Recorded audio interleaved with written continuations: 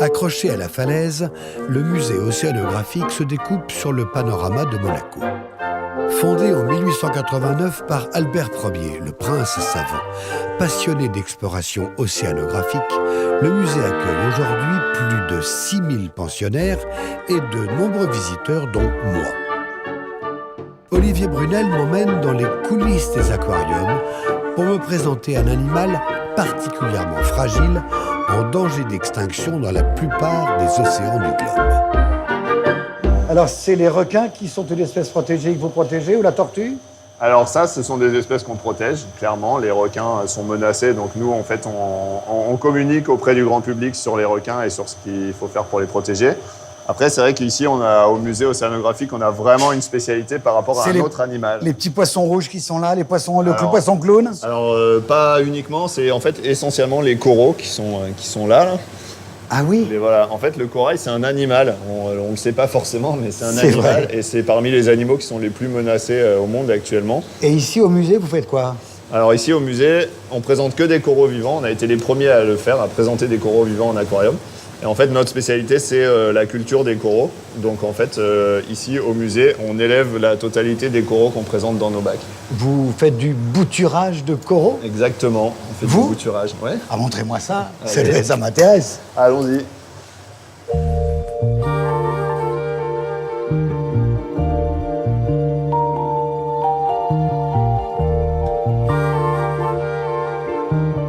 C'est quand même pas mal les conditions de vie là. Hein. C'est pas mal.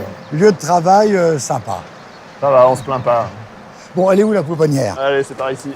On va bouturer. Allons-y. Ça, Olivier, c'est la pouponnière. Exactement, c'est là qu'on élève les coraux. Et on va pouvoir bouturer? Ouais, on va pouvoir bouturer avec plaisir. Alors avant de manipuler, il faut mettre les gants. D'accord. Je mets les gants. Pourquoi? Voilà, parce que c'est des animaux qui peuvent être potentiellement allergènes. Donc bon, voilà. Ça mange quoi les coraux? Enfin les petites bêtes qui sont dedans. Alors, ouais, le corail déjà c'est un animal, c'est important de le savoir. C'est un animal qui héberge dans ses tissus une algue photosynthétique. Donc ça mange quoi? Ça mange de la lumière. Ça mange de la lumière. Globalement. Pour ça qu'il y a autant de spots. Exactement. En fait, ils ont vraiment besoin de beaucoup de lumière pour se développer. Donc tous nos bassins coraux, c'est pour ça que ça pousse dans les eaux claires et chaudes et bien ensoleillées. D'accord. Pas dans la Manche. Pas trop. Ça manque de soleil. Docteur, je suis prêt. Allez, allons-y. Alors je vous laisse prendre, on va prendre cette colonie-là. Oui. Toc. On va la couper en 3 et on va revenir mettre les boutures ici pour qu'elles se développent avant qu'on puisse les monter dans l'aquarium. Direction salle d'opération. Allez. J'emporte ma petite colonie et je m'apprête à bouturer pour la première fois du corail. Je coupe là. Ouais, le plus près possible de la base. Tac. Voilà. Ah! Clac, c'est bien. C'est bon, nickel. Alors on va le faire tremper un petit peu dans le produit qui aide à cicatriser en fait, pour pas qu'il y ait d'infection qui se passe sur la plaie. Pas bobo, regarde. Voilà. Faut leur parler, hein, c'est des animaux. Hein. C'est ça. Et ensuite on remet des fils pour les suspendre sous la lumière là-bas. Et ça va repartir. Et ça va repartir. Parce qu'en fait, quand on dit que c'est des animaux, là-dedans, il y a combien de petits animaux là-dedans? Alors là, il y a plusieurs centaines d'animaux. En fait, l'animal qui constitue le corail s'appelle un polype. Donc c'est le même embranchement que les méduses, que les anémones. Oui. Et voilà. Et en fait, ils se fixent en fait, ils construisent le squelette calcaire et ils se fixent dessus au fur et à mesure.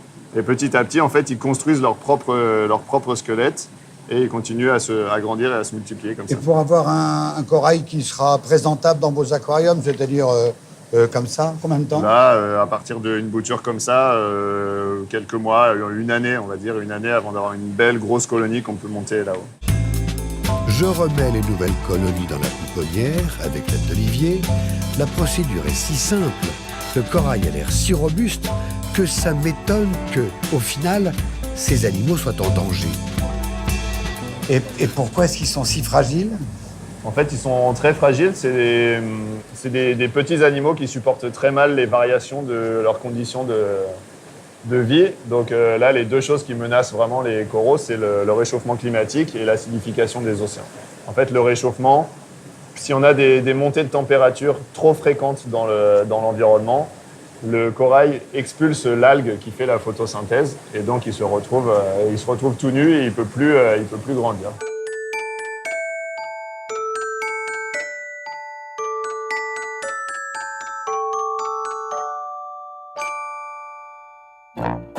Tout ça m'a intrigué. J'ai réussi mon bouturage, mais je veux en savoir plus sur cet animal végétal minéral. Ça tombe bien. À quelques minutes du musée se trouve le centre scientifique. Et ici, on s'intéresse aussi aux coraux.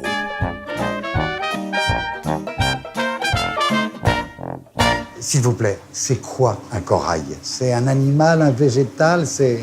Alors un corail, c'est tout d'abord un animal, mais c'est aussi un végétal parce qu'il abrite des petites algues. Et donc, dans ce cas-là, on parle d'un animal symbiotique, donc, qui abrite des algues que l'on appelle des zooxanthelles. Bon, quand on dit un corail, en fait, c'est plein de petits animaux, c'est ça? Alors, les coraux, qui sont les coraux constructeurs de récifs, donc ils sont des coraux coloniaux, c'est-à-dire qu'ils sont faits de plusieurs petits individus qui sont connectés les uns aux autres. Ah oui? Oui. Mais ils sont nombreux? Par exemple, là-dedans, celui-là, celui-là? Par exemple, là-dedans, vous pouvez voir toutes ces sortes de petites fleurs, Oui. parce qu'on les appelle des animaux fleurs. Toutes ces sortes de petites fleurs, ce sont les individus, ce sont les polypes. Mais il y en a combien, là? Il y en a des milliers. Le travail de Sylvie Tambuté, c'est d'étudier la calcification des coraux, comprendre comment ces animaux fabriquent leur squelette. Je la suis dans son laboratoire pour qu'elle m'explique cette étrange association d'un animal et d'un minéral. Bonjour Alex. Alex, je te présente Jérôme. Bonjour. Bonjour. Jérôme, installez-vous au microscope. D'accord. Alex va nous présenter une petite microcolonie de corail directement sous le microscope et moi, je vais prendre les commandes à l'écran. Ça, c'est un corail vivant? Ça, c'est un corail vivant qui vient de l'aquarium. Vous avez l'eau de mer en orange, Oui. qui va fluorescer en orange. Et le reste, c'est l'animal? Et le reste, en fait, c'est les cristaux déposés par l'animal sur la lamelle de verre sur laquelle il pousse et le site de calcification, c'est-à-dire l'interface qui va permettre à l'animal de contrôler son milieu pour calcifier. Les haricots blancs-verts, là, ça, c'est le calcium. Ce sont les premiers cristaux de carbonate de calcium déposés. Mais il vient d'où, ce calcium? Alors, le calcium, vous en avez dans l'eau de mer. Mais ce qu'il faut savoir, c'est que entre l'eau de mer et le squelette, il y a ce qu'on appelle donc le site de calcification. Et l'animal va contrôler ce qu'il va apporter au site de calcification pour justement permettre la formation du squelette. C'est une usine, mais souple, il contrôle, l'animal contrôle. L'animal contrôle biologique par l'animal. Non seulement ces petits animaux sont capables de contrôler la formation de leur squelette, mais ce squelette est aussi une mine d'informations pour les scientifiques comme Stéphanie Reynaud qui s'intéressent au climat. Stéphanie Reynaud, bonjour. Bonjour. Vous êtes biogéochimiste. Tout à fait. Et vous vous intéressez au corail et à la climato-paléontologie. Alors là, on a besoin d'explications. Quel lien il y a entre tout ça? Alors, c'est facile. Il existe plusieurs archives pour faire de la paléoclimatologie. Savoir le temps passé, la météo il y a longtemps. Du temps passé, quand on n'avait pas d'appareil pour mesurer en direct la température, par exemple, il y a 300, 400, 500 ans. Les outils, c'est... Alors, ça dépend où on se trouve. Si on est au pôle, il y a de la glace, il y a des carottes de glace. Quand on est sur Terre, il y a des arbres et les cernes des arbres. Et quand on est dans l'eau, il n'y a pas de glace, il n'y a pas d'arbres, nous avons les coraux. Alors, votre travail, entre autres, par exemple, ça a été de récupérer ce corail. Voilà, on a récupéré ce corail à Djibouti lors d'une mission. Et nous allons analyser le squelette qu'il a déposé. c'est-à-dire que, clac, vous le coupez. On le coupe, on fait une tranche d'1 centimètre d'épaisseur. Sur cette tranche, on voit très bien en radiographie au rayon X des bandes de croissance.